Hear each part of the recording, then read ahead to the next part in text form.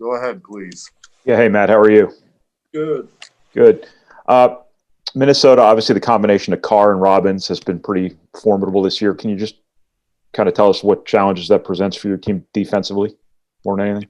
Well, obviously, Marcus Carr has just had a fabulous year, and he causes everybody problems. His ability to break you down off the dribble and get into the paint and create for his teammates, create for himself, get fouled. I think that's something that he might do better than any guard in the country. I don't know, stats for everybody else, but he gets to the free throw line a lot. He creates for his guys. He creates for himself. He's one of those guys that makes shots you're not mad at your guys defensively. Like normally, like when somebody makes shots or whatever, there's something that we did to put ourselves in that tough spot for them to be able to score points. Like you can play good defense on him and he'll just shoot a step back 25-footer and nail it. And so you just got to make him earn things more than anything. You got try your best to bottle him up, keep him out of the paint, not foul him. When he gets in transition, you got to try to build walls, and that's hard to do because obviously in transition you have more space to play. But he's been really good, and then obviously Robbins has been just a great addition, to their team with his ability to score with his back to the basket, make threes, get opportunities off the offensive glass, but just got good length. Leads our league in block shots, and can rebound the ball, can score the ball. Just a good player. I watched his story on the journey, and that's what it's about. It's not where you are when you're 16, 17, 18 years old. It's where you are when you're 22, 23 years old. And he's kept working, and obviously he kept progressing at Drake, and now became a fifth year, and he's a good player. He's an all-conference player in the best league in the country. Obviously, it's been a challenge at times for your size to get out and cover centers who can shoot, which as it would be for a lot of people. Just how big of a concern is that when they use Robbins up top to kind of set the screen on Carr and whatnot in terms of you guys being able to take those shots away? Well, yeah, it's definitely a concern. Obviously guys can make it. You want to make it hard on Carr and make it hard for him to pass and, have high hands, and you want to be able to get back to your guy and stop him from shooting. But if you can't, you at least want to be able to have a good contest and have the ability to secure the rebound. But yeah, it's a concern. It's a concern anytime we face a five that can pick and pop and knock down shots. But you also have to, just not give people just a smorgasbord of what they want to do. If you're worried about everything, you're probably going to take nothing away. Yeah. And so, trying your best to keep them out of the paint, trying your best to keep them in front of you, I think is where it starts. And that's a tall task because he's so good off the dribble. It creates a lot for other people. And one of those things is obviously Robbins' ability to shoot threes. How many practices this week did you dedicate just to yourself as opposed to, starting your focus on Minnesota? If that makes sense. That makes sense. I wouldn't say it was like all or nothing in the first, Monday and Tuesday of practice. We worked on a lot of things. We did some things towards Minnesota. Then obviously yesterday and today is, about us. A lot of times we'll go play people. Like we go through their stuff and we'll spend 15, 20 minutes. We'll do a couple breakdowns, but we do a lot of things that are very, similar to previous games. We work on ourselves more than we work on the opponent. Right. It's not that we're reflecting anything, but it's like when we lose games, more times than not, we feel like we're the team that beat ourselves. And I think a lot of teams feel that way. I think if you take care of the basketball and you execute and everybody's on the same page and you stick to your defensive rules and your competitive spirit's better than theirs, I think most coaches would think when they have equal or better talent that they win those games. And I wholeheartedly feel that way. And I feel that way about this team. Like we have a young team, we have a group, but like after a while and after you've played half the season, that is experience in itself. Let's gel. Let's do things the right way. Let's do things together. And when we don't do those things, the other team has a lot to do with it. I understand that. But when you're sitting there taking inventory of yourself and your team, it's like if we would have done the things that we're capable of doing, that nobody stopped us from doing, we would have won this game. And so I think in hindsight, a lot of times you look at it that way, but also try to reverse that and prepare your team that way for your next game so you can win it and you don't fall into that trap. So were there any things this past week that you really wanted to fine tune, you really wanted to emphasize from kind of a back to the basics, so to speak, perspective, anything like that? Yeah, don't turn the ball over. Don't throw the ball to the other team. We have possessions in the game, the previous game. Like it's, you have to be able to give yourself a chance each time down and get a quality shot. We didn't get it. We had 14 turnovers, but we had 6 to 10 shots that we absolutely shouldn't have taken.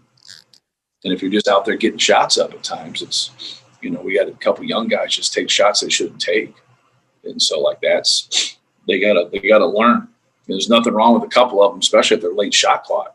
But if they're not late shot clock, like you got to keep probing the defense. You got to keep working. That's one thing when you face somebody like Michigan, who's a really good defensive team. I mean, really good, and they have good size in a lot of positions. And the positions they don't have size, they have quickness there, which quickness is something that bothers a lot of people. And so we just have to learn to take what they give us. If they give us early ones that are good, we're going to take them, whether that's in transition or execution. But when they don't, man, we got to probe the defense and keep plugging and keep working just to get them to break down, because a lot of it has to do with if no one breaks down, it's hard to score. Right. So but if you don't probe the defense and you don't execute, you don't screen, you don't cut hard, you're not going to break down a good defensive team.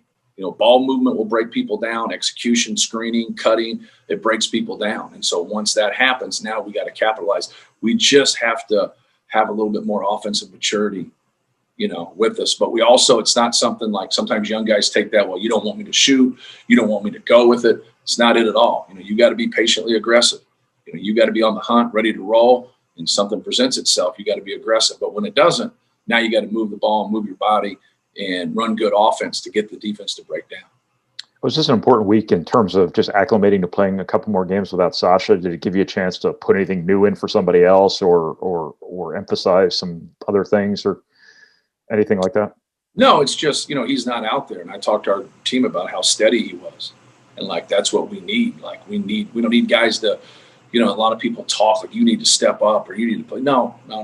You don't need to step up. You need to execute, know what's going on, then just play hard. And I think when you do those things and you stay within yourself, good things are going to happen for you. And for us, more than anything, it's just trying to keep things simple. We keep things simple and situations present themselves, be aggressive. One last thing from me, just how's this going to work the rest of the season, you think, in terms of getting all these games in? And do you think there'll be a Big Ten tournament? Well, we only need to get one more game, right now. Obviously some things could change. The whole league, though. Yeah.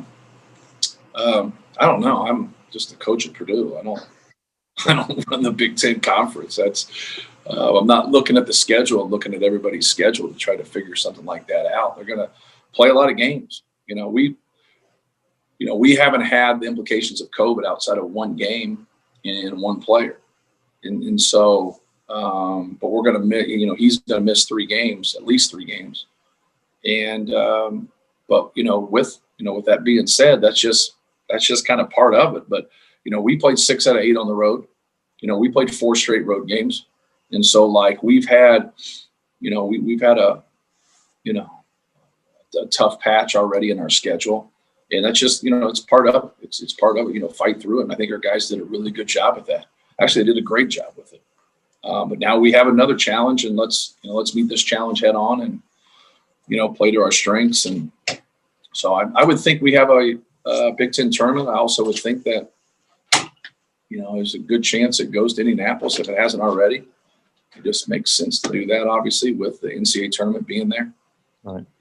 So, yeah, in my opinion, even though I'm not, talking to everybody that's, from a decision-making standpoint, at the conference level, I would think we play our tournament. I don't see why not. Everybody's got to play the same number of games, though, for the title to be legitimate, doesn't it? Or as legitimate as can be at this point?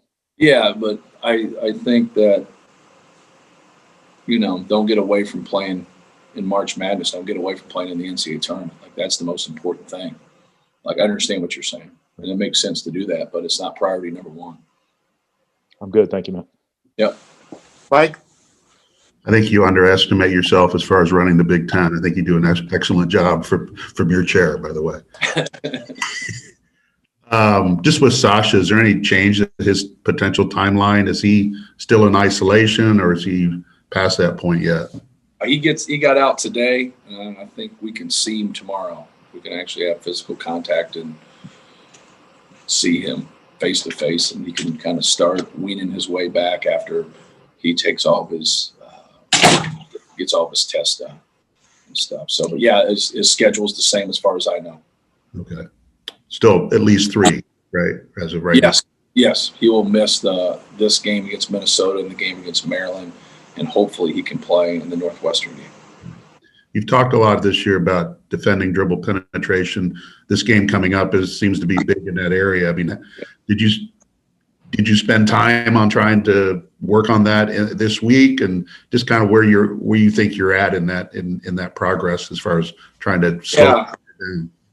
It's a combination of both, of trying to bottle him up when he's by himself, bottle him up when he's got a ball screen involved, awareness when he's in the open court, awareness when he has space, and also have a great deal of respect for the other people on his team. I think sometimes when you're as talented and as productive as Marcus Carr, you can end up forgetting about other people. And that's something that, we've talked a lot about, of just, we have some guys on our team that I feel really can shoot, that are not shooting a good percentage, that can really shoot, but they just haven't gotten going yet. Well, I feel the same thing about Minnesota. I think they have some guys that can really shoot the basketball, but they haven't gotten going yet. So, you don't prepare and look at stats and say, okay, this is just the way it is. No, you prepare for their best day. And so that's how we'll prepare for Minnesota. We'll prepare for their best day. Will we give him a lot of attention? Yeah, everybody gives him a lot of attention. I mean, who's, as productive as he is, and you don't get a lot of attention moving to next games after you're scoring in the 20s and the 30s. So I think that's going to be important for us to not foul him. I think it's going to be important for us just to have overall awareness of what's going on out there, especially when he has the ball. All right, thank you. No problem. Anyone else for Coach Painter? I've got a couple. Yep, go ahead, Tom. Now, with a young team like yours, how do you look at how they've been this year in regards to taking practice and scouting reports into a game? It varies for each guy. Each guy has probably a different attention to detail. So really good players are detailed oriented and understand the importance of it. But you also deal with guys that don't have an attention span sometimes when you're watching film for a long period of time or doing a walkthrough for a long period of time. So you try your best with the nudging of your assistants to shorten some things, because in my opinion, less can be more. Just trying to get in every single solitary thing they've done, since the season started, makes it impossible. Try to focus on what they emphasize and break it down, but really sticking to your rules. You have rules and how to play, and especially how to defend, and don't get off those rules. And secondly, with Minnesota, they've obviously had some great wins, but then some losses that been kind of shake your head at. When you look at film of them, I mean, what is there a certain trend to the days that they've played poorly that you can take advantage of, or are they just that different, or no? Yeah, that's actually a really good question. Not really. It's been, obviously they've shot much better at home than they have on the road. But like I said earlier, prepare for them at their best. And I think that's the best way to go about it. But no, I think they've had some great home wins, and then they've had some struggles on the road, and they just haven't gotten going. But they're a good team. They have good players, and they're going to, especially after their last game, they got their first loss at home. They're going to bounce back. And lastly, is there anything you can say about Sasha as to how he got through all this? Is he mostly good or feeling? Yeah, he said he's feeling good. I texted with him last night, so I know he's eager to get back and get going. Good. Thank you, Matt. All right, thanks, guys.